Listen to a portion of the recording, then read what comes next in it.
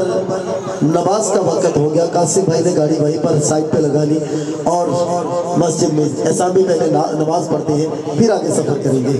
تو اللہ تعالیٰ میرے استاد محترم کی عمر میں برکتیں عطا فرمائے۔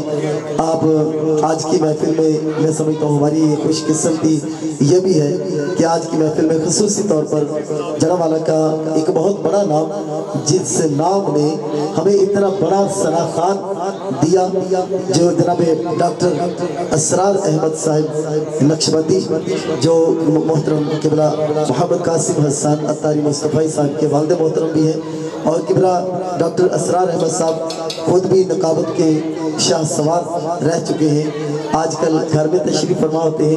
تو آج قاسم بھائی نے شفقت فرمائی، آج ہمیں ایک بار پھر ان کی زیارت کا بھی موقع ملا۔ حضور ہم آپ کو اہل خانہ کی طرف سے، اہل گاؤں کی طرف سے خوش آمدید کہتے ہیں اور آپ کا بھی شکریہ ادا کرتے ہیں۔ آپ کے چھوٹے بھائی جناب ابو بکر جامی نقشبندی وہ بھی تشریف لائیں، ہم سب کا تہ دل سے شکریہ ادا کرتے ہیں۔ اگر آپ کچھ تھوڑا سا ذوق دکھائیں تو میں آج کی محفل کے نقیب کو آپ کے سامنے پیش کر دوں، کیونکہ وہ نقابت کے فرائض جو ہیں وہ میرے بڑے پیارے چھوٹے بھائی ہیں۔ میں اگر بیٹا کہوں تو بھی بھیجا نہ ہوگا کہ میرے بیٹے سے بھی چھوٹے ہیں، تو چھوٹے سے ہوتے تھے یہ اتنے سارے، تو جب کہہ لیں کہ یہ ہماری انگلی پکڑ کر چلا کرتے تھے، تو آج یہ جب محفل میں بولتے ہیں تو حضور اس وقت یہ انگلی پکڑ کر چلتے تھے، آج یہ ہمیں باتوں باتوں میں مدینے تک لے جاتے ہیں۔ مزہ نہیں آ رہا یا سبحان اللہ۔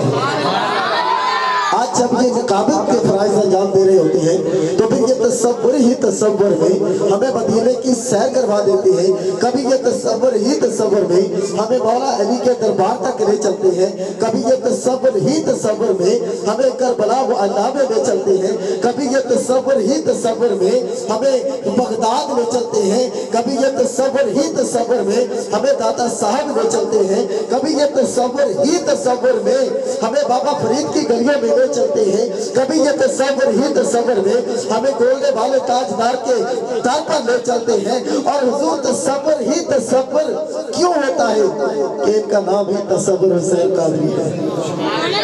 تصور حسین قادری، تصور ہی تصور میں ہمیں پوری دنیا کی سیر کروا دیتے ہیں۔ تو میں آئیے بلا تاخیر مائک جو ہے وہ تصور حسین قادری صاحب کے بارگاہ میں پیش کرتا ہوں، تشریف لائیں اور اپنے انداز میں، اپنے دل نشیں انداز میں آج کی محفل کے نقابت کے فرائض سر انجام دیں۔ آج کی محفل کی صدارت جو ہے یہ وہ ہمارے پیش امام، ہماری جامع مسجد کے امام و خطیب حضرت علامہ مولانا محمد ریاض قادری صاحب فرما رہے ہیں۔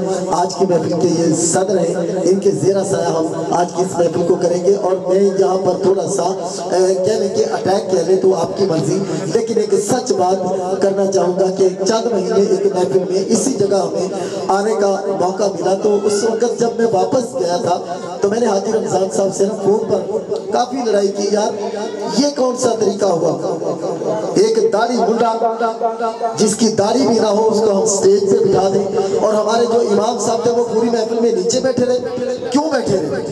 یہ میں نے حاجی رمضان صاحب، کیونکہ شفقت بھائی سے اتنی میری اس وقت کلوزنگ نہیں تھی، حاجی رمضان صاحب سے میری کلوزنگ تھی، تو میں نے ان کے ساتھ یہ باقاعدہ لڑائی کی، حاجی صاحب یہ کیا ہوا تھا؟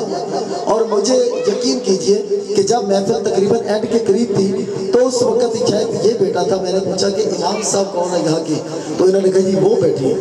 پھر میں نے امام صاحب سے ریکویسٹ کی حضور آپ یہاں پہ آئیں، لیکن انہوں نے پھر مہمان کی عزت کی خاطر انہوں نے کہا نہیں آپ ہی اس پہ بیٹھیں۔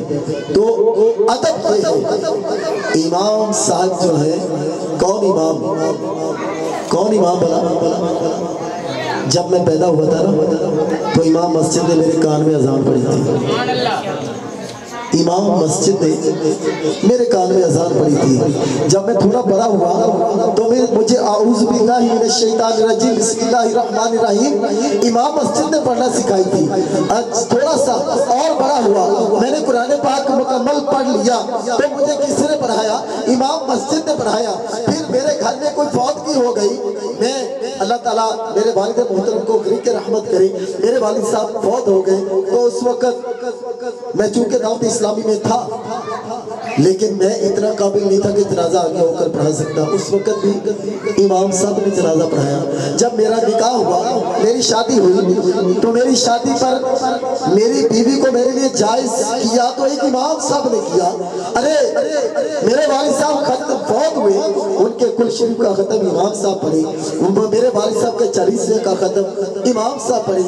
اور جب زبان چلانے کی باری آئی تو میں منہ پھاڑ کے کہہ دوں کوئی بھی کام تو خود نہ کیا, سارے کام ہی امام صاحب کریں, تو میں منہ پھاڑ کے کہہ دوں مولویاں نے جناب دین دا بیڑا غرق. تیری اوقات کیا ہے, اپنی اوقات تو دیکھ, تیری اوقات کیا ہے کار میں دین کے سامنے. امام کا مقام یہ ہے کہ اگر کسی نے حقارت کے ساتھ امام صاحب کے جوتے کو جوتا حقارت سے کہہ دیا تو اس بندے کی اس امام کے پیچھے نماز نہیں. مقام تو یہ ہے.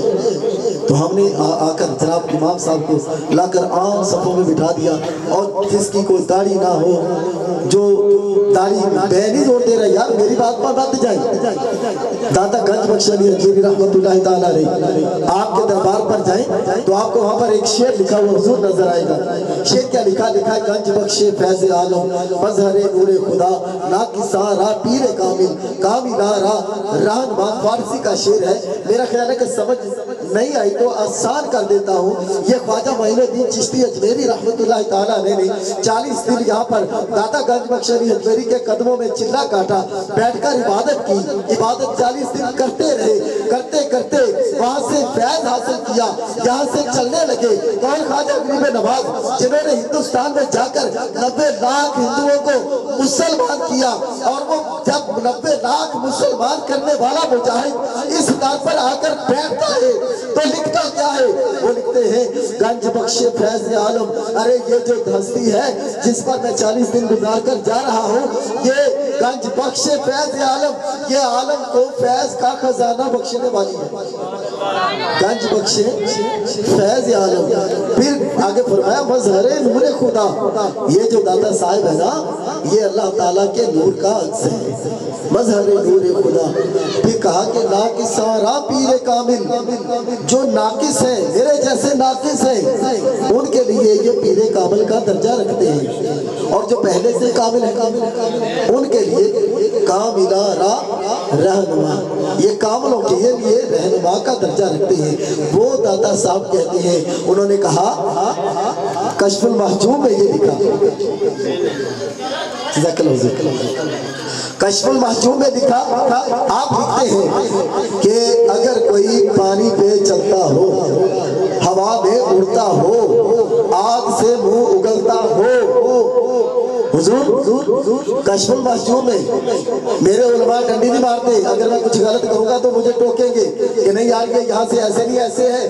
کشف المحجوب میں لکھا, میرے دادا فرماتے ہیں ارے اگر کوئی منہ سے آگ اگلتا ہو, اگر کوئی پانی پر چلتا ہو, ہوا میں اڑتا ہو, دیکھا جائے تو یہ چھوٹے کمال نہیں ہے. ہوا میں اڑنا کوئی چھوٹی موٹی بات نہیں ہے, منہ سے آگ نکالنا کوئی چھوٹی موٹی بات نہیں ہے, پانی پر چلنا چھوٹی موٹی بات نہیں ہے. لیکن دادا صاحب کیا کہتے ہیں, آپ کہتے ہیں اس کو ولی نہ ماننا اگر وہ آقا کی ایک سنت کا بھی تارک ہو. اگر نبی کی ایک سنت کو بھی چھوڑنے والا ہو تو اس کو ولی نہ ماننا. یہاں پر داڑھی رکھی نہ ہو تو ہم کہیں یہ اللہ کا ولی ہے, وہ ننگا درنگا پھر رہا ہے, ہم کہیں اللہ کا ولی ہے جناب. اچھا جناب نماز پیر صاحب نماز پڑھی آپ نے, او جی ہم ساڑیاں دل دیا نمازہ, تیری ایسی دل تیسی, تیرے دل دی ایسی دل تیسی. جنہ نے دل دیا نمازہ, میرے آقا نے دل دی نماز نہ پڑھی, ابو بکر صدیق نے دل دی نماز نہ پڑھی, عمر فاروق نے دل دی نماز نہ پڑھی, عثمان غنی نے دل دی نماز نہ پڑھی, مولا علی نے دل دی نماز نہ پڑھی, مولا حسین نے سجدے سے سر کٹا دیتا جنگ دے دوران میں دل دی نماز نہ پڑھی. تو اجدہ ٹھیکے دار تیری ایسی دل تیسی. چنگے پلے اچھے مسلک کو بدنام کر لیا, ساڑیاں دل دیا نمازہ, دل دی نماز ہوتی تو سب تو پھر آقا پہلا نہیں ہوتی, پھر صحابہ نہیں ہوتی. سامر محترم بلا تاخیر میں بھائی جناب تصور حسین قادری صاحب کی بارگاہ میں پیش کرتا ہوں, وہ اپنے انداز میں تشریف لائیں اور اپنے دل نشین انداز میں پروگرام کو آگے چلائیں. نعروں کے ساتھ استقبال کریں گے. جتنا آپ لیٹ آئے ہیں اتنی آپ نے آواز نکالنی ہے. نعرہ تکبیر نہیں یار, یہ ڈنڈی نہ مارو یار، ایسے نہیں، آواز بھی کرو ذرا۔ حق تو یہ تھا نا کہ ہم آتے تو آپ پہلے سے بیٹھے ہوتے، ہم آئے پورا گھنٹہ بیٹھے نا تو پھر آپ آئے ہیں، تو اب یہ تھوڑے سے یار صاحب برابر ہونا چاہیے۔ نعرہ تکبیر، نعرہ رسالت، نعرہ تحقیق، نعرہ حیدری، نعرہ غوثیہ، ہر صحابی نبی ہر صحابی نبی ہر صحابی نبی علماء اہل سنت، مشایخ اہل سنت، نقیب محفل جناب تصوف حسین۔